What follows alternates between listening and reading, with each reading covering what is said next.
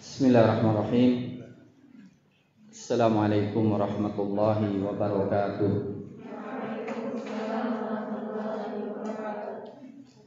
Alhamdulillahi wa kafa, wassalatu wassalamu ala nabiyil mujtaba wa ala alihi wa sahbihi wa man ihtada bihudah. Allahumma ij'al jam'ana hadza jam'an marhuma wa tafarraqana min ba'dihi tafarruqan ma'suma.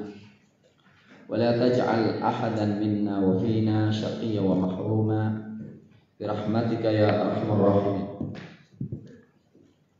اللهم إنا نسألك فهم النبيين وحفظ المرسلين وإلهام الملائكة المقربين وتوفيق رب العالمين. Santriwati yang berbahagia, alhamdulillah kita bersyukur pada Allah mendapatkan kenikmatan Allah dengan mengembalikan kita untuk berkumpul kembali di Maha Tercinta Ibnu Abbas dalam kondisi sehat semuanya, alhamdulillah. Dan alhamdulillah pula kita bisa memulai pendidikan dan pembelajaran sejak awal waktu sebagaimana telah ditentukan, walaupun kita mulainya melalui online tanggal 13 dan tanggal 19 atau 20 kita memulai langsung dengan offline dan online. Karena ini adalah pertama kali kita kajian dan mungkin barangkali belum dipersiapkan dari para santri, maka kita memulai mengkaji satu yang dikatakan sebagai bencana terhadap Ahlul Quran, ya, atau penyakit Ahlul Quran yang perlu kita waspadai, yang kita ambil daripada kisah Bani Israil yang Allah ceritakan di dalam surat Al-A'raf ayat 175.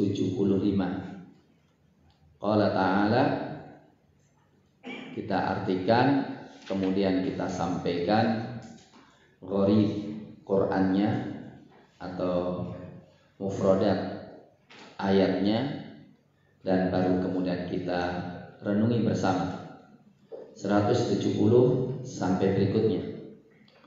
A'udzu billahi minasyaitonir rajim. Watlu alaihim, bacakan kepada mereka,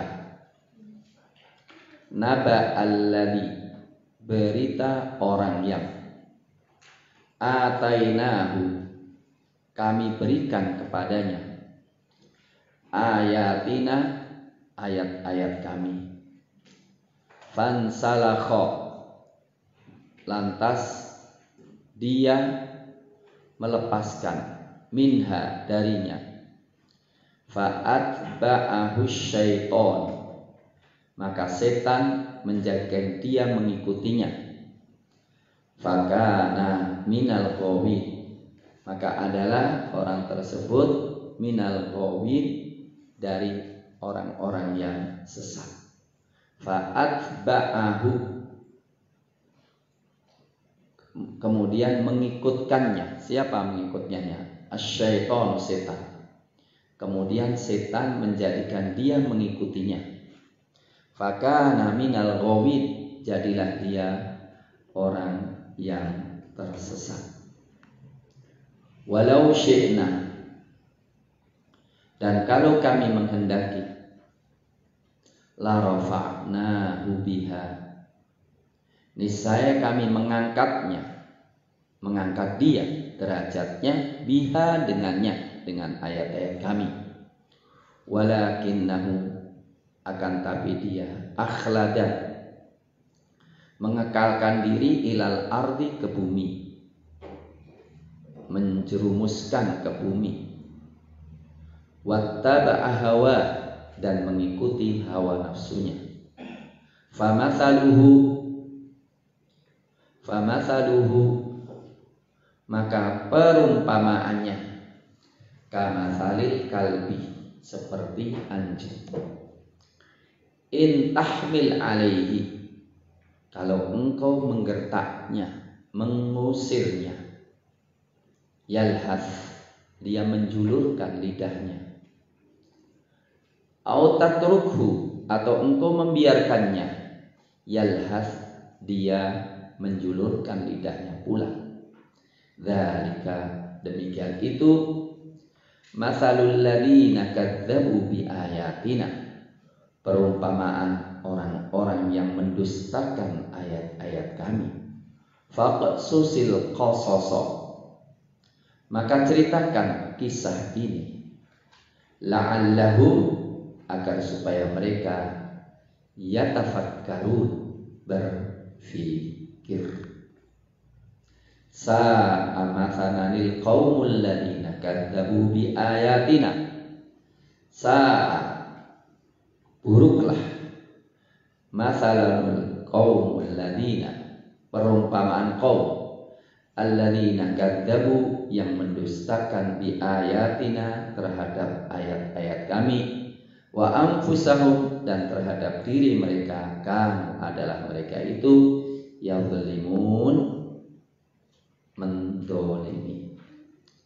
May yahdillahu, siapa yang Allah tunjuki, fahuwal muhtadi, maka dialah yang benar-benar mendapatkan petunjuk. Wa may yudlil, dan siapa yang disesatkan oleh Allah, faulaika, mereka-mereka itu humul khasirun, mereka lah orang-orang yang merugi. Walaqad dara'na, sungguh telah kami penuhi. Walaqad dara'na, sungguh telah kami ciptakan, sebarkan, li jahannama, untuk jahannam, katsiran, kebanyakan, minal jinni wal insi, dari jin maupun manusia, lahum, mereka itu, buat mereka itu, qulubun, hati, la yafqahuna biha, tidak memahami dengannya, walahum, dan buat mereka, a'yunun, mata, la yubsiruna biha, mereka tidak melihat dengannya, walahum adanun, dan buat mereka telinga, la yasma'una biha, tidaklah mereka mendengar dengannya. Ulaika, mereka-mereka itu, kal an'am, seperti binatang ternak. Balhum, bahkan mereka itu, adall, lebih sesat. Ulaika, mereka-mereka itu, hum, mereka lah al-ghafilun, orang-orang yang lalai. Coba kita lihat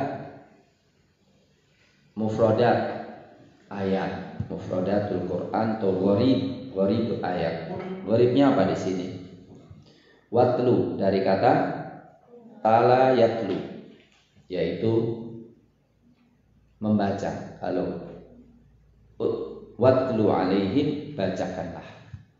Kemudian insalakha, apa insalakha? Ya, ada salakha. Salakha itu melupas, nguliti ya. Ada salkhul jildi, menguliti kulit, melepaskan kulit. Insalakha, lepas. Kalau apa?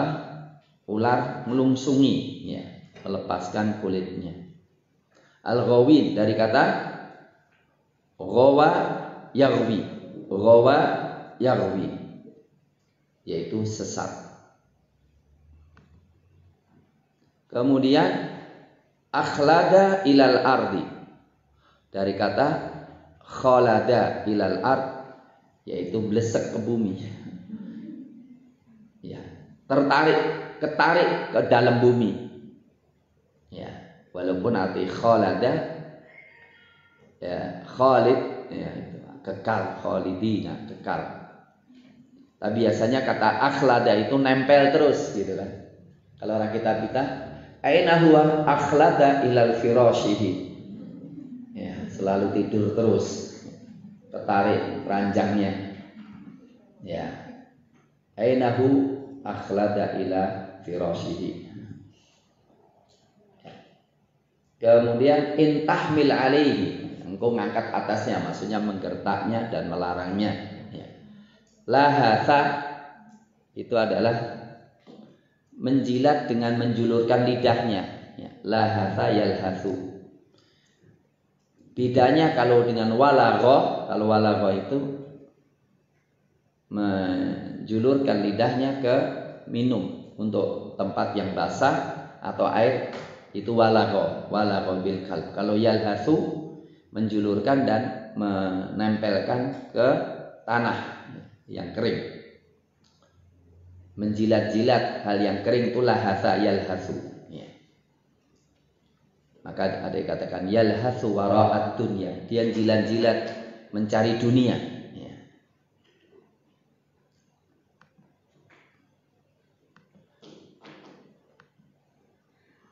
Dhara'na dari dhara'ah itu menyebar luaskan. Ya. Dhara'ah menebarkan. Ya. Menebarkan. Yang disini menciptakan untuk mengisi. Ya. Mengisi. Itu beberapa mufradat Al-Quranul Karim. Sekarang kita lihat, kita terangkan atau kita tadaburi bersama-sama. Di sini Allah Subhanahu wa taala memerintahkan rasulnya untuk menyampaikan dan membacakan berita. Berita orang terdahulu yang harusnya orang tersebut dimuliakan oleh Allah karena diberikan ayat-ayat Allah.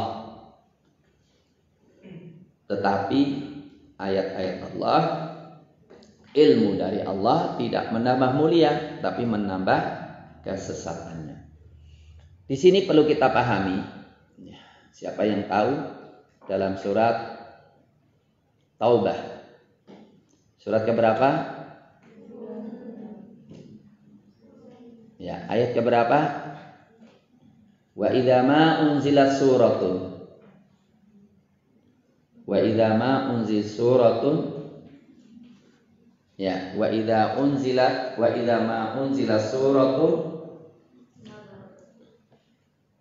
fayaqulu ayyukum zadatu hadhihi imanan. Surat apa?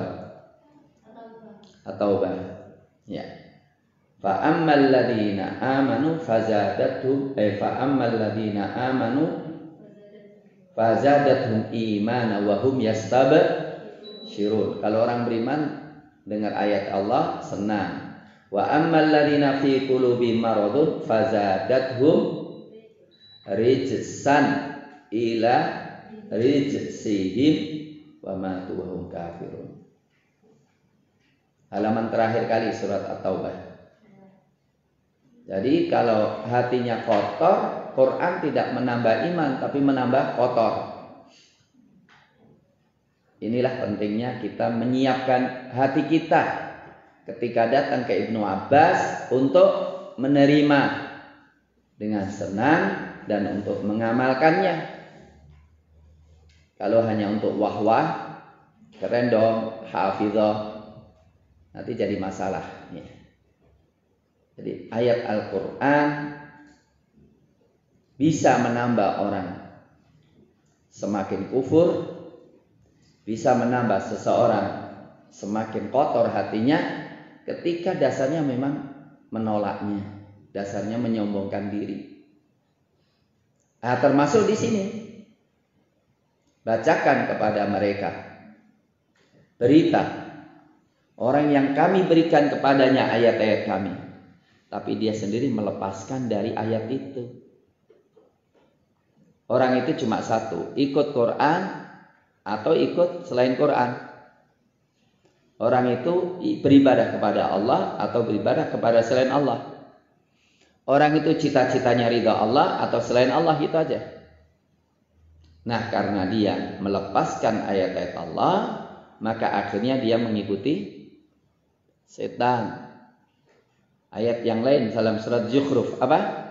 Wa may yu'rid an dzikrir rahmani nuqayyid lahu syaitanan fahuwa lahu qarin. Siapa yang berpaling dari mengingat Allah Ar-Rahman, nuqayyid lahu syaitan, kami siapkan, kami ikat untuknya setan, fahuwa lahu qarin, maka dia menemani kemana saja. Gak mau Quran, gak mau mengamalkan Quran, maka apa? Setan menemani dia.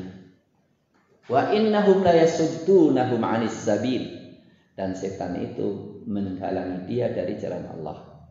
Yang lebih parah, wa yahsabuna annahum muhtadun, dia merasa mendapatkan petunjuk. Ini banyak orang-orang ulama-ulama, di antaranya salah satu ulama di Mesir dikirim ke Perancis dalam rangka menjaga mahasiswa supaya tidak sesat. Malah dia sendiri yang tertarik dengan budaya barat, akhirnya dia murtad. Iya.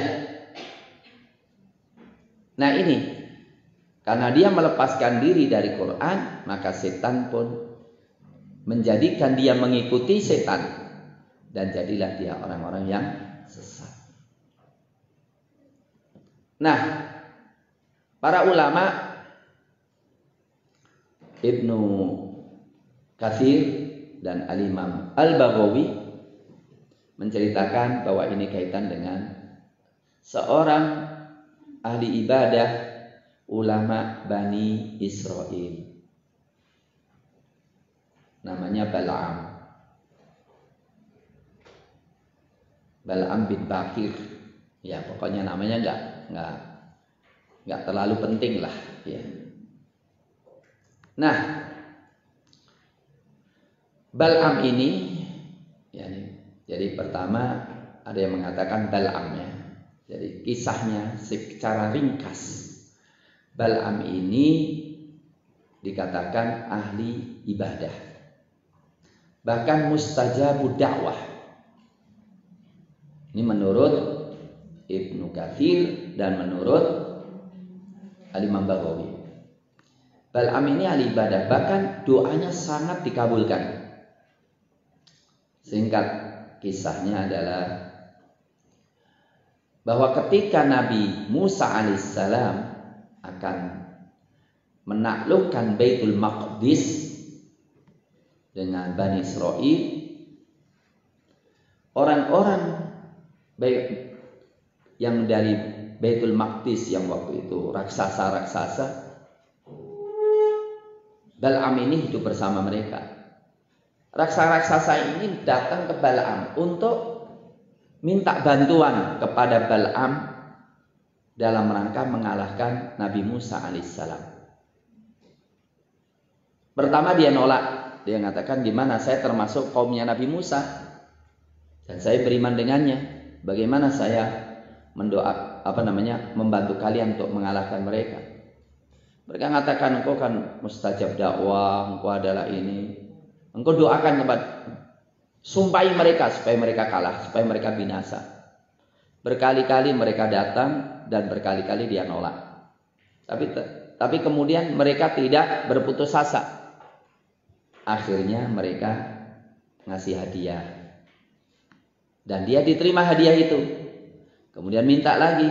Setiap kali minta ngomong, aku tak doa sih sama Allah, saya tak minta izin sama Allah untuk melakukannya. Dan setiap kali dia doa ditolak oleh Allah, dalam mimpinya nggak boleh. Tapi terus akhirnya dia mengendarai keledainya dan pergi menuju ke tentaranya Nabi Musa alaihi salam. Ya. Walaupun sebelumnya dia ngomong bagaimana aku. Jadi yang diminta cuma kita doakan aja, coba. Sumpahilah mereka. Dia mengatakan bagaimana aku mendoakan, nanti hilang dunia akhiratku. Tapi ternyata dia nekat Dan bahkan ketika dia dengan keledainya ngomong, ya, bagaimana engkau akan menyumpai Nabi? Tapi malah dia mukul keledainya. Kemudian ketika dia berdoa untuk kebaikan, dilarikan kepada Bani Israel. Tapi ketika dia nyumpain, malah lidahnya dilarikan nyumpain kaumnya. Kemudian di sini dikatakan wallah alam, ini Israiliyat atau apa, bahwa akhirnya lidahnya menjulur dan dia mengatakan demikianlah hilanglah dunia dan akhiratku. Tapi mereka kemudian panjang banget ceritanya. Ya, kemudian mereka tak henti-hentinya minta kepada dia. Ya, aku sudah gak bisa apa-apa, aku kayak gini. Tapi aku kasih tahu cara. Caranya apa? Kirimkan perempuan-perempuan kalian. Perhiasilah perempuan kalian dengan perhiasan yang sangat menarik. Berikanlah mereka apa yang mereka inginkan perempuan-perempuan itu. Kemudian kirimkan mereka untuk jualan barang di muaskarnya, di tentaranya Musa. Dan bilangi jangan menolak apapun yang mereka minta dari kalian.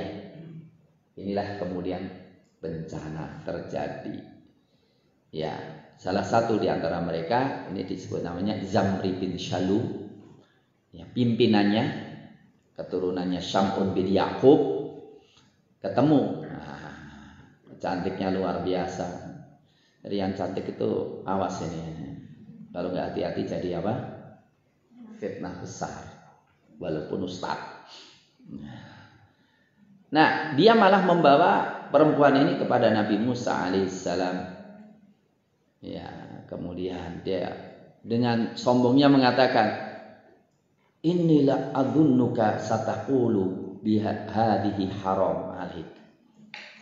Aku pasti nyangka kalau engkau mengatakan dia haram atasmu. Kata Nabi Musa, ajal ya haram alaika la taqrabuha. Jangan kau dekati haram. Kemudian ingat, fawallah la uti'uka bihada. Aku tidak mentaatimu hai Musa urusan ini. Kemudian dia malah membawa perempuan itu ke kemahnya. Terjadilah apa yang terjadi. Dan detik itu pula turunlah taun. Ya, taun melanda mereka semuanya. Sampai sehari yang mati 70.000 orang. Nggak tahu apakah corona termasuk bagian atau enggak. Ya. Dan di situ ada seorang namanya Finhas bin Aizar bin Harun. Ya. Ini orang kepercayaannya Musa. Dia orang kuat banget. Pas melakukan itu dia pergi. Ketika pulang mendengar demikian, maka dia langsung murka, mengambil pedangnya, mengambil tombaknya, dan langsung mencari dua orang tersebut, dan dua-duanya langsung dia bunuh, dan diangkat, ditunjukkan ke langit bahwa dia telah murka karena Allah. Allahumma hadza naf'alu biman yaksika wa rufi'at ta'un. Ya Allah, demikian kami lakukan orang yang maksiat kepadamu, maka ta'un seketika itu diangkat oleh Allah Subhanahu wa ta'ala. Nah, kalau memang kita ingin supaya corona hilang, ya harus kita habisin orang-orang yang maksiat itu. Nah, ini. Kemudian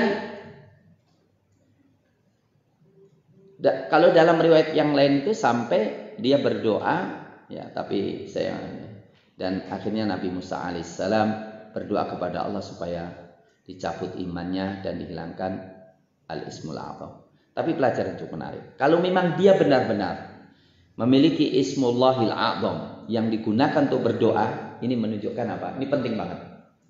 Walaupun orang itu mustajabud dakwah, itu bukan berarti nikmat secara murni. Itu ujian.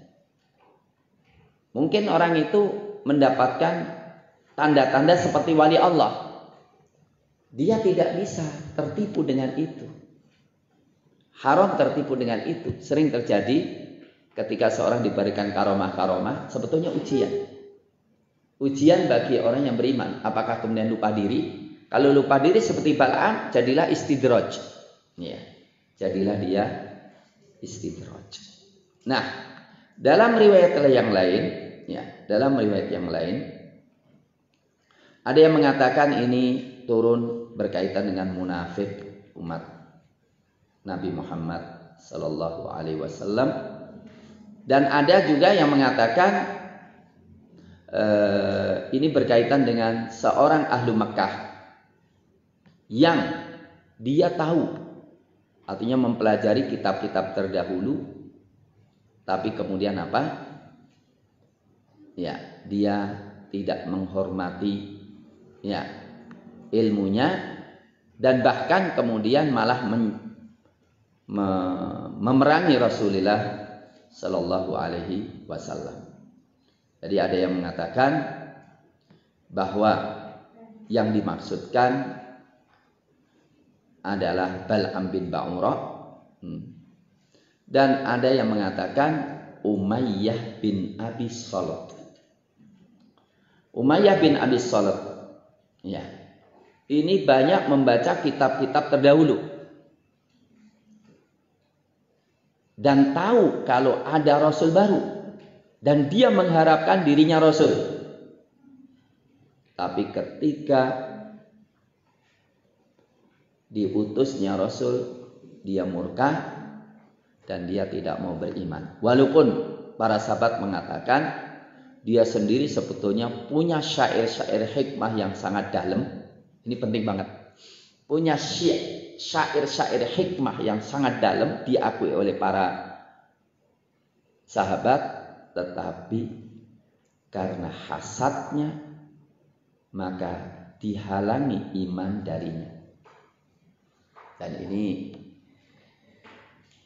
juga jadi pelajaran. Sering kita tertipu dengan satu ajaran, satu ritual, atau satu narasi yang indah, tapi tanpa melihat akidah orang tersebut, yang akhirnya kadang-kadang apa? Menyebabkan kesesatan seseorang. Contoh ya. Yang namanya hikmah itu di mana saja, kadang-kadang ada hikmah. Tapi kalau hikmah itu tanpa dengan iman, maka hikmah itu bisa jadi bencana. Contohnya, saya punya teman, dia dulu dari Nguruki SMP-nya, kemudian dia melanjutkan sampai doktor. Dia menjadi dosen di UMS, di fakultas saya. Tapi tiba-tiba ditemukan di dalam satu situs kalau dia itu sebagai pengasuh kebatinan dalam wilayah Jawa Tengah. Kebatinan tahu? Kebatinan itu kejawen. Artinya yang penting aliran kepercayaan, tapi tidak beriman kepada Allah. Dia sebagai, alasannya apa? Di situ dia mendapatkan ketenangan. Nasihat-nasihat yang menyebabkan dia tenang. Dan akhirnya ketika disuruh milih antara UMS dan aliran kebatinannya, dia lebih milih aliran kebatinannya. Bersama anak dan istrinya. Hati-hati. Hati-hati. Bisa saja orang menemukan satu hikmah, tapi kita tahu bahwa di balik itu ketika ada kufurnya maka tidak ada manfaatnya sama sekali. Bab itu bisa saja Allah Subhanahu wa taala melemparkan di lisan orang yang sesat hikmah. Sebagaimana juga Allah kadang-kadang melemparkan orang yang baik kesesatan. Maka sesat dan petunjuk harus kita kembalikan kepada Allah Subhanahu wa taala dan Quran dan sunnah yang jelas. Hati-hati, banyak kejadian semacam ini. Kalau dia mau berpikir, memang dalam Islam nggak ada yang menenangkan hati. Kalau Anda tidak tahu, nanti kita kasih tahu. Tapi jangan sampai meninggalkan Islamnya dan diganti dengan pemikiran kebatinan yang sesat itu. Baiklah, sekarang kita lanjutkan renungan kita terhadap ayat ini. ketika Allah mengatakan watlu alaihim naba'alladzi ataina ayatina. Maksudnya apa? Ada yang tahu ilmu terdahulu? Hafid Quran juga bisa masuk di dalamnya.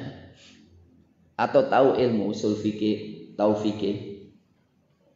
Tetapi apa? Ada kekufuran di dalam hatinya. Ada cinta dunia dalam hatinya. Maka kemudian dia melepaskan diri itu. Dan perlu kita ketahui, banyak gak orang semacam ini? Sangat banyak sepanjang masa. Banyak orang yang ahli usul fikih, tapi sebagai ilmu, dia tidak ada khasyatullah, dia tidak takut kepada Allah. Maka dia akan mengatakan ketika ditanya apa saja, engkau ingin halal atau haram? Saya siapin semua dalilnya dan kaidahnya. Banyak gak? Banyak banget. Maka ilmu itu khasyatullah, bahwa kita bicara akan dipertanggungjawabkan di hadapan Allah Subhanahu wa taala.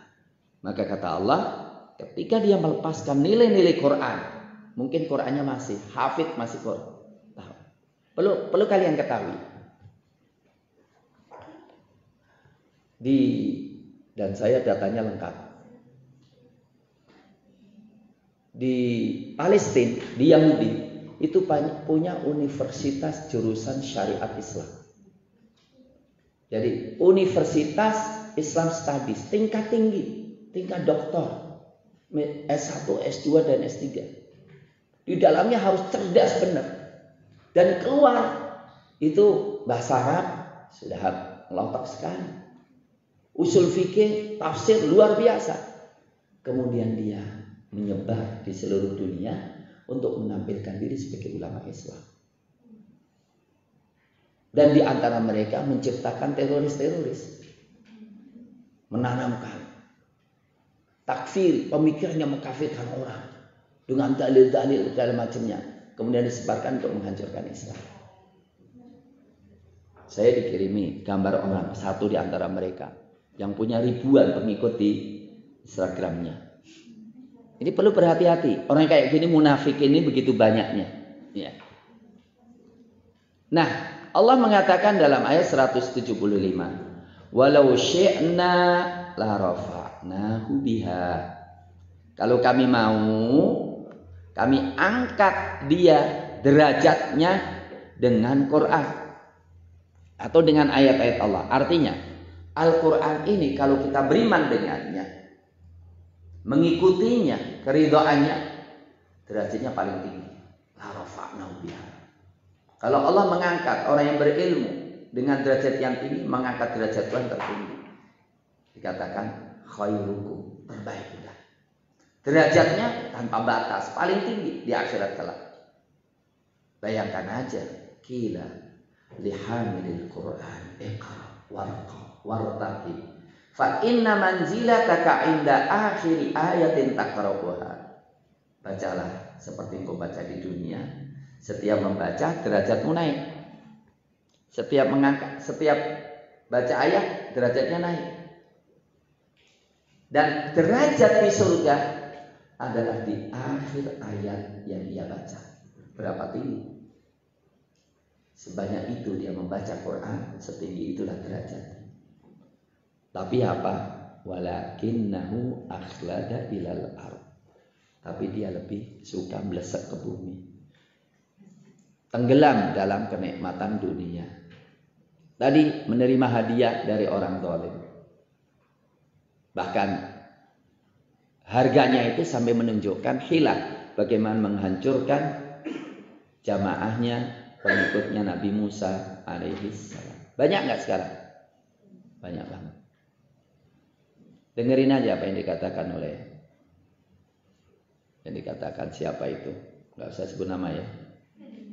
Kemudian ceramah di gereja, menyanjung-nyanjung gereja. Sampai Allah Subhanahu wa taala ya menjadikan dia wattabahawa, mengikuti nafsunya. Jadi dia pengikut hawa nafsu. Apa arti pengikut hawa nafsu?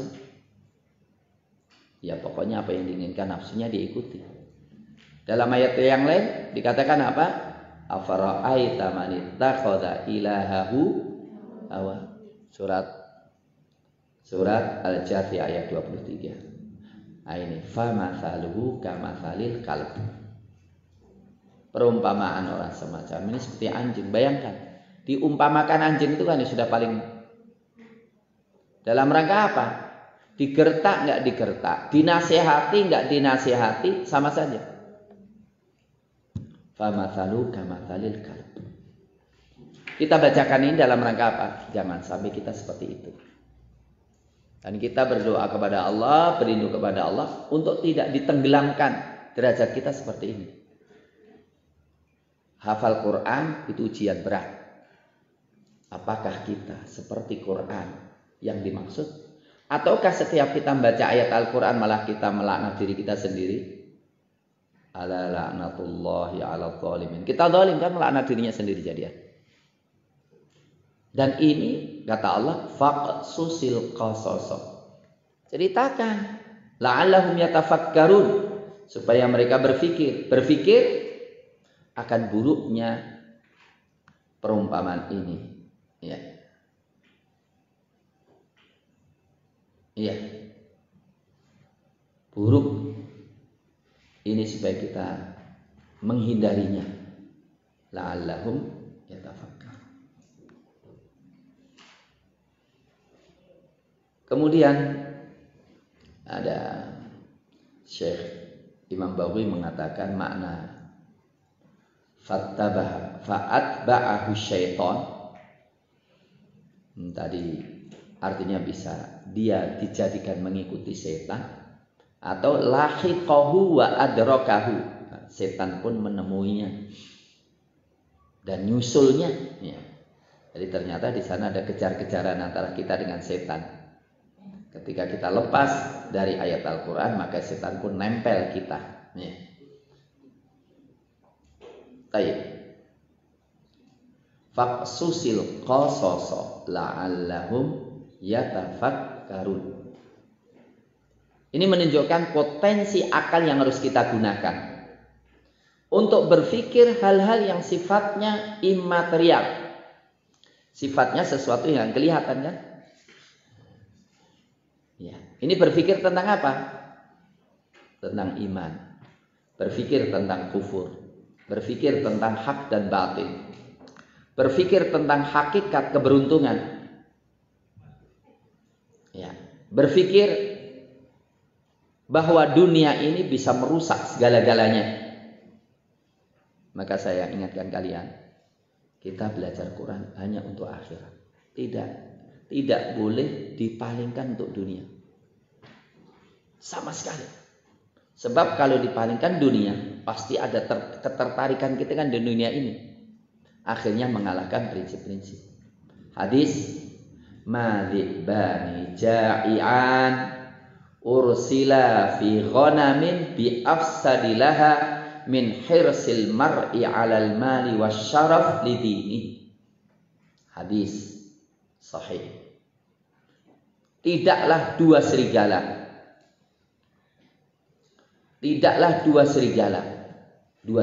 yang lapar dilepaskan di kandang kambing lebih merusak kambing melebihi merusaknya orang yang tomak terhadap dunia, terhadap agamanya. Pertanyaan, dua serigala yang lapar itu kalau dilepas di kambing kira-kira makan berapa? Semuanya?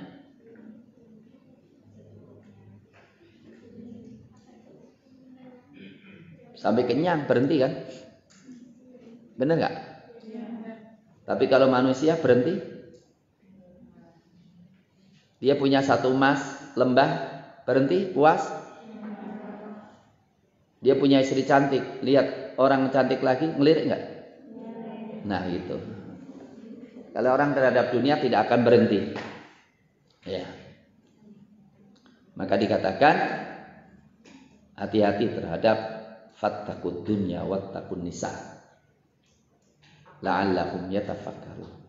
Ini perumpamaan yang sangat buruk, jangan sampai kita masuk di dalamnya. Sa'amathananil qaumul ladzina kadzdzabu bi ayatina. Buruklah perumpamaan orang yang mendustakan ayat-ayat kami, Ya, jadi apa yang dilakukan adalah termasuk mendustakan ayat-ayat Allah. Wa anfusahum kanu yadlimun, dan mereka mendolimi diri mereka sendiri. Tapi kebanyakan orang nggak paham kalau itu dolimnya. Banyak orang tidak merasa mendolimi dirinya dengan kekufuran dan segala kemaksiatan. Dan ternyata semua kembali kepada Allah. Quran tidak cukup, harus dengan hidayah Allah. Ilmu tidak cukup, harus dengan hidayah Allah. May yahdillahu fahuwal muhtadi. Orang yang ditunjuk oleh Allah, dialah orang yang mendapatkan petunjuk. Wa man yudlil, dan siapa yang disesatkan dari jalan Allah, faulaika humul khasirun, mereka benar-benar orang yang merugi. Nah, terakhir kali ternyata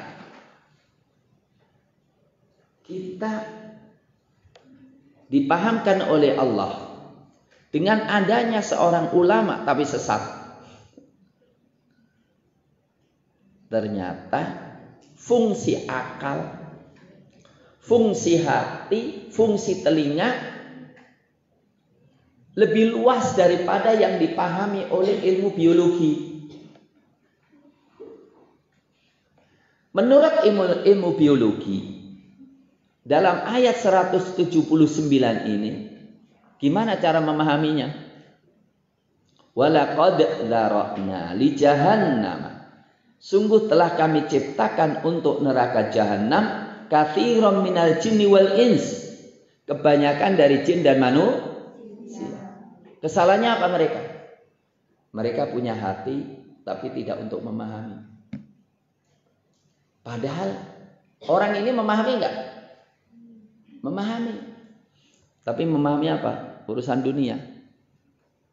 Mereka punya telinga tapi enggak melihat. Apakah mereka enggak menggunakan melihatnya? Menggunakan. Orang kafir itu melihat enggak dengan matanya? Melihat dengan matanya. Mendengar enggak dengan telinganya? Mendengar. Terus yang dimaksudkan ayat ini apa kalau begitu? Pastilah bukan yang dimaksudkan mendengar hal yang sifatnya fisik, memahami hal yang sifatnya materi, tetapi tidak digunakan untuk mengetahui kebenaran dan mencintainya. Tidak digunakan untuk melihat kebenaran dan membelanya.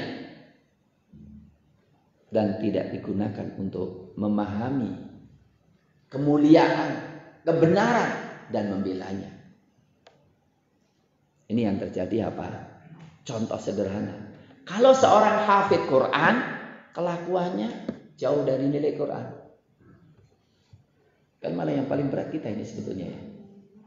Jadi ahlul Quran itu ujiannya berat loh. Kalau kita memahami Quran, tapi omongannya, perbuatannya jauh dari nilai-nilai Quran, masuk dalam ayat ini. Allah mengatakan, ulaika kal an'am. Mereka seperti binatang ternak yang ketika dipanggil cuma dengar suaranya, tapi maknanya nggak tahu. Balhum adal, bahkan lebih sesat. Karena apa? Ya, binatang ternak kalau mati, disembelih mati masih bisa dimakan. Kalau kita kan nggak bisa. Ulaika humul ghafilun. Mereka benar-benar orang yang lalai, yang dikutuk oleh Allah Subhanahu wa taala. Saya kira ini yang saya penting adalah ternyata Allah memberikan perumpamaan orang yang ahlul Quran tapi nggak menggunakan Qurannya untuk hidayah dirinya, seperti al-an'am, seperti kal-kalb, ngeri sekali ya. Maka adalah kita waspada. Sejak awal harus kita berniat ingin mengamalkan Quran yang kita pahami. Terima kasih. Aku qouli hadza wa astaghfirukum walhamdulillahi rabbil alamin. Ada pertanyaan? Silakan, Ustaz. Kita break sejenak 3 menit untuk persiapan itu. Ya, pertanyaan online, Ustaz. Boleh, dua. Yang berada di sini disiapkan juga pertanyaannya. Setelah 3 menit kita akan kembali.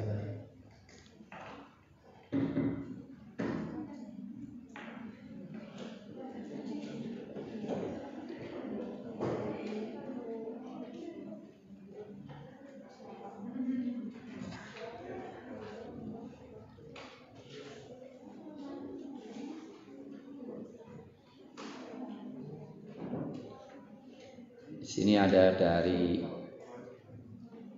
Semarang, ada yang dari Banten.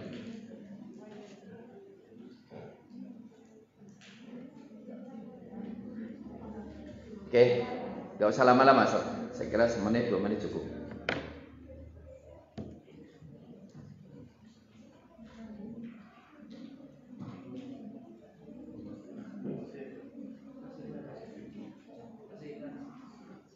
Masih kelan.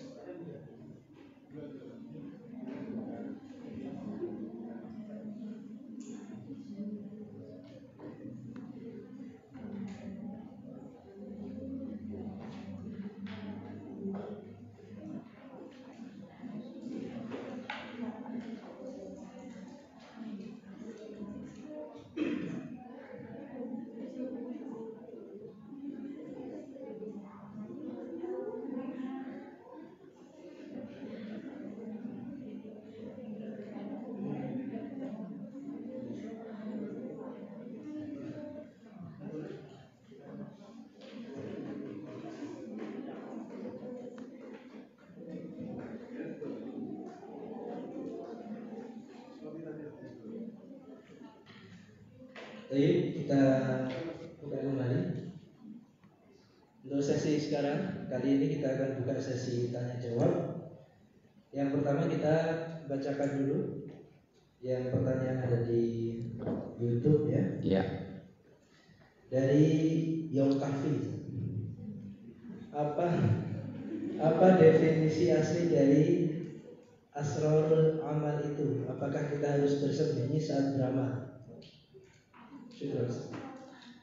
Ini memiliki 2 arah. Asrarul amal atau amalus sir. Kalau asrarul amal, rahasia amal, yang dimaksudkan adalah tujuan beramal. Jadi amalan itu wajahnya mungkin satu, tapi hakikat di dalamnya ada beberapa ya. Ada karena kemunafikan, ada karena dunia, ada karena Allah. Itu asrarul amal. Yang perlu kita perhatikan asrarul amal itu ya, kita bukan hanya melihat dohir amalnya, tapi motivasi, tujuan daripada apa yang dia lakukan. Itu penting untuk kita perhatikan. Atau yang dimaksudkan al-amalus sir. Kalau amalus sir adalah amalan yang dilakukan tidak di depan manusia, terutama takut kepada Allah. Menangis itu sangat bagus kalau dilakukan baina wa bainallah, seperti dalam hadis sahih, wa rajulun dzakarallahu khalian fafadat ainah, dan seseorang yang mengingat Allah kemudian takut kepada Allah dan berderai air matanya. Terima kasih. Pertanyaan kedua Ustaz dari Hasna Faros. Assalamualaikum Ustaz, tolong jelaskan tentang karomah yang dimiliki beberapa kiai. Sebetulnya ada namanya karomah, banyak banget ya. Yang penting bukan masalah karomahnya, tapi bagaimana orang itu ya. Karena apa? Kemuliaan seseorang bukan karena apa yang diterima. Jadi apa yang kita terima belum tentu menunjukkan kemuliaan kita, tapi kemuliaan apa yang kita lakukan. Karena apa?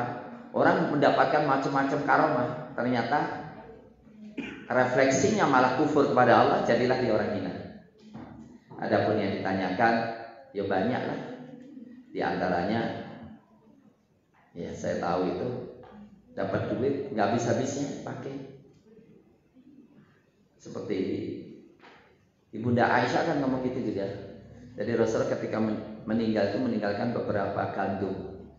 Itu dipakai kok nggak habis-habisnya. Akhirnya Ibu Aisyah katakan, maka aku takar. Ketika takar maka habis. Ya, ya ada juga di antara mereka yang punya karomah. Ya, contohnya salah satu karomah itu karomah Muhammadunul Arba'ah. Muhammad 4. Ada Muhammad bin Jarir Tabari, Muhammad bin Nasir Al-Marwazi. Jadi tiga-tiganya itu, empat-empatnya itu kelaparan. Terus akhirnya pokoknya di antara kita harus cari makan, kita udah nggak kuat ini. Kemudian diundi, keluarlah seorang dari mereka, tapi juga nggak berani juga. Gimana caranya itu? Akhirnya biarlah aku tak sholat dulu. Di tengah setelah selesai sholat, tiba-tiba ada yang ngetuk pintu. Ada apa? Ini ada titipan dari Wazir Qolun, Raja Qolun. Ya. Apa dia mimpi? Tolong cari itu Muhammad Arba itu kelaparan itu. Ternyata dikirimi bahan-bahan makanan itu. Ini salah satu bentuk karomah. Ya, terima kasih. Ustaz, pertanyaan selanjutnya. Assalamualaikum, mau tanya Ustaz, bagaimana supaya terhindar dari cinta dunia? Terhindar dari cinta dunia adalah berdoa kepada Allah supaya tidak terfitnah dengan dunia. Satu. Yang kedua, hendaklah dia zuhud. Dunia di tangan tidak di hati. Ketika waspada terhadap bahayanya dunia. Dunia itu sangat menipu, mata ulur. Dan dunia itu racun. Ketika tidak berkaitan dengan ibadah kepada Allah. Dan dunia itu dilaknat. Ad-dunya mal'unatun ma fiha illa dzikrullahi wa man walah. Dunia itu terlaknat dan terlaknat siapa yang di dunia kecuali orang yang dzikrullah dan mendukung dzikrullah. Iya. Syukur Ustaz, pertanyaan selanjutnya sambil saya menunggu yang dari mbak-mbaknya yang ada di ruangan ini, silakan untuk diberikan ke saya pertanyaannya. Dari Rofi Ali, Ustaz, adakah qari Quran tapi munafik, Ustaz? Gimana? Adakah qari Quran tapi munafik? Iya, banyak. Banyak. Qari, hafid tapi munafik. Ketika perbuatannya jauh daripada nilai-nilai Al-Qur'anul Karim. Cuma tidak perlu kita nyebut orangnya dan tidak perlu kita mencarinya, karena jangan sampai kita yang jadi munafik. Coba kita lihat, Umar bin Khattab itu mengatakan saking takutnya jadi munafik. Tapi munafiknya bukan munafik i'tiqadi, munafik amali. Umar itu nyumpahin Hudzaifah, aku bersumpah, apakah Rasul menyebut aku seorang munafik? Katanya, tidak, dan aku nggak ngasih tahu selain kau. Beliau takut banget. Jadi dikatakan oleh Abdullah bin Abi Mulaikah dalam kitab Fathul Bari, adraktu 30 min ashabi Rasulullah ma wahid minhum ya'man ala nafsi minan nifaq. Aku dapatkan 30 dari sahabat, tidak seorang pun di antara mereka yang merasa aman dari munafik. Jadi munafik itu sering terjadi apa? Enggak merasa dirinya munafik. Contoh, dalam Quran zikir itu ada 3 kondisi orang berzikir. 1, zikirnya banyak, itu beriman. Enggak pernah zikir, itu kafir. Zikirnya dikit munafik atau beriman? Sifat orang munafik kok la yadhkurunallaha illa qalila. Kira-kira kita zikir termasuk banyak atau dikit kita? Hah? Jadi zikir kita dikit atau banyak? Nah ini. Maka kalau kita zikir kita dikit termasuk bagian munafik, cuma munafik amali. Ya, harus kita perbanyak.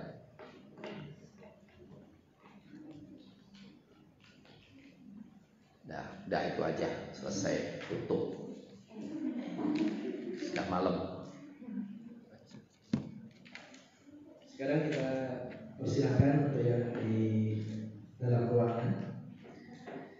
Pertanyaan dari santriwati, Ustaz, benarkah ada sunnah bahwa kita harus sholat sunnah ba'diyah misalnya setelah sholat wajib berpindah tempat atau berbeda tempat dengan posisi sebelumnya saat salat wajib.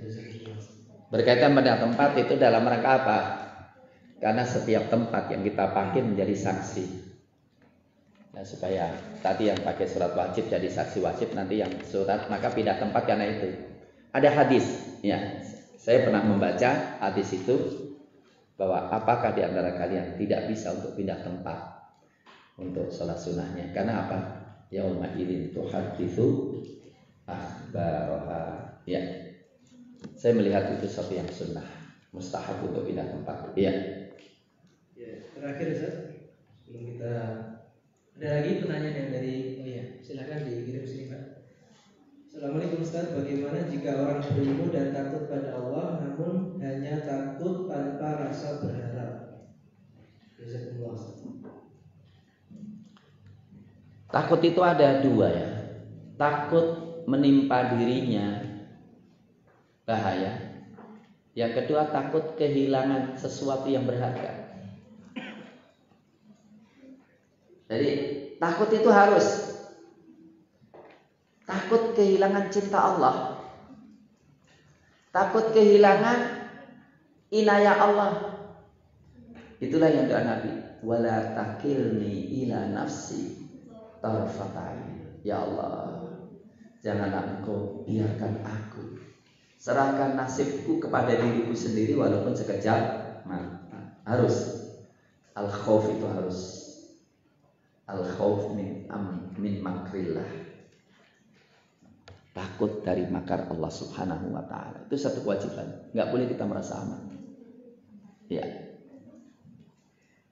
Selanjutnya Ustaz, bagaimana cara kita menjadikan tujuan belajar kita untuk akhirat seutuhnya, sedangkan apa yang kita pelajari adalah ilmu dunia? Ilmu itu semuanya ilmu dari Allah. Ilmu dibagi menjadi dua. Ilmu semua ilmu din, ilmu dari Allah. Ilmu yang bermanfaat semua ilmu Allah. Dibagi menjadi dua, ilmu wasail dan ilmu maqasid. Ilmu sarana dan ilmu tujuan. Matematika kita pelajari karena Allah. Bagaimana kita bisa menghitung faraid? Bagaimana kita bisa menghitung zakat? Bagaimana kita bisa melihat perbandingan kecilnya dunia dan akhirat dengan matematika? Maka matematika menjadikan kita berharap kepada akhirat, menyandarkan diri kepada Allah Subhanahu wa taala. Jadi jangan menganggap bahwa matematika, fisika, kimia itu ilmu dunia, enggak, itu ilmu akhirat. Karena itu ilmu sarana mendekatkan diri kita kepada Allah Subhanahu wa taala. Maka saya terus terang sedang gundah. Karena apa? Saya harus cepat melakukan evaluasi, terutama ilmu sosial. Jadi ilmu sosial itu sebetulnya ilmu yang sangat tinggi. Social engineering. Jadi yang IPS itu jurusannya apa? Menguasai Indonesia ini dan membangun sosial Indonesia dengan ridha Allah. Maka apa? Sosiologi harus punya. Saya akan bongkar semuanya itu. Ya. Saya akan minta apa arah ini. Jadi sejarah sosial itu sesuatu yang menjadi perhatian kita di awal-awal ini. Saya akan bongkar harus islamisasi. Karena itu sebetulnya luar biasa. Ilmu sosial itu ilmu yang menguasai. Perpolitikan dipegang oleh orang-orang yang ilmu sosial. Politik dipegang oleh orang yang sosial. Masyarakat dipegang. Itu harus. Jadi kita harus punya filosofi yang sangat kuat. Sunnatullah fil hayat. Sunnah Allah dalam kehidupan.